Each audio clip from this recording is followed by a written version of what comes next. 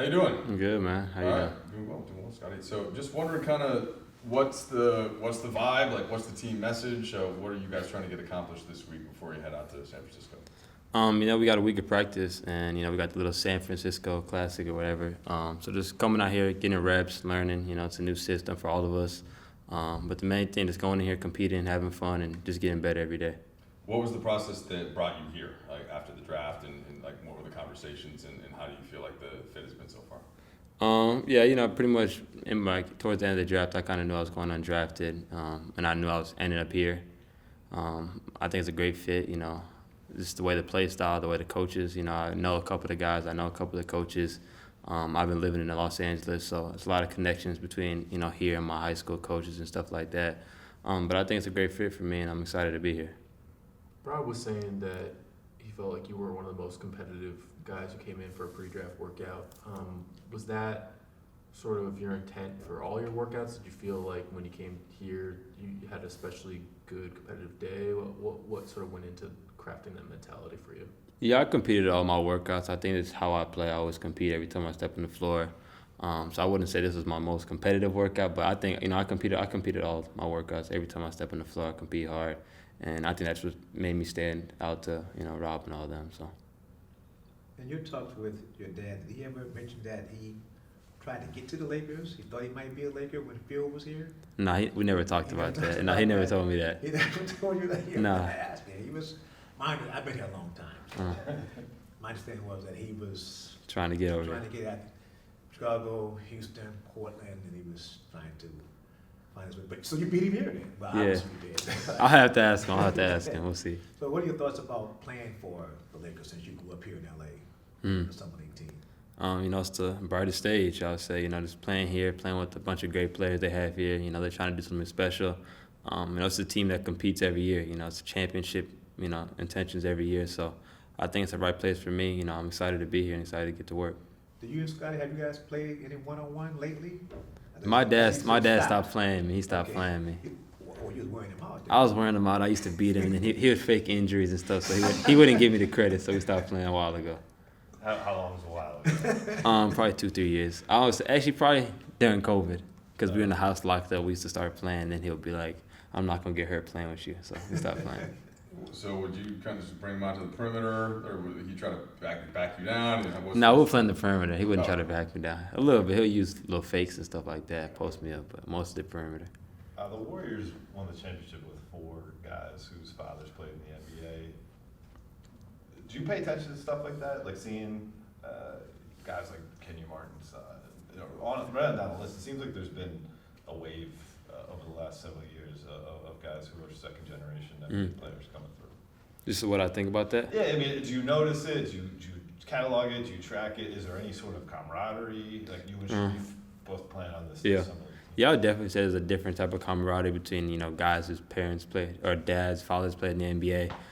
Because going through this whole process, since we were little kids, it's always a different type of pressure on us, I would say, a different type of expectation. So I tip my hat to all those guys, because playing this game with your father is so-and-so, it's a different type of pressure and a different level to play it.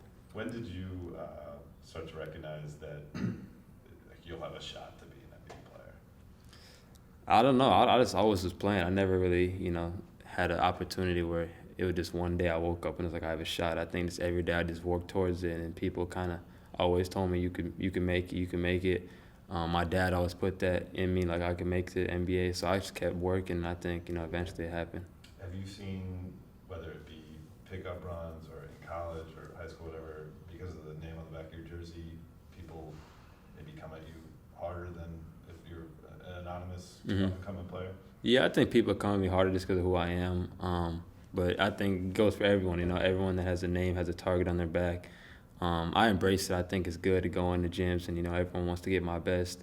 So it's fun for me. So I wouldn't have nothing against it. Based on your conversations with Rob or the coaches or whoever, what do you feel like you need to do between now and the start of camp to make sure that you're still in this two-way deal when camp opens? Just continue to keep competing, bringing stuff defensively, bringing stuff offensively. Just continue to come in here and work hard and just compete. I would say the main thing, defensively and offensively. A lot of the guys on this summer league roster played in the G League team last year. The Lakers have seen players, go from there to the full squad. Just wondered what you felt like with that competition level, how it's relative to college or previous levels, and sort of where your skill set fits into that. I would say it's what I expected. Today I think I had a good first day. I think my game's gonna translate well, based off the spacing. Playing with a lot better players. So I think I'll fit in perfectly. How would you describe your game, just for those that haven't watched you a lot, and kind of the way that you are on both sides of the ball? I would say I'm just a playmaker offensively, someone that could get a bucket as well as make my teammates better, making the right passes, get my teammates open looks, making them look good.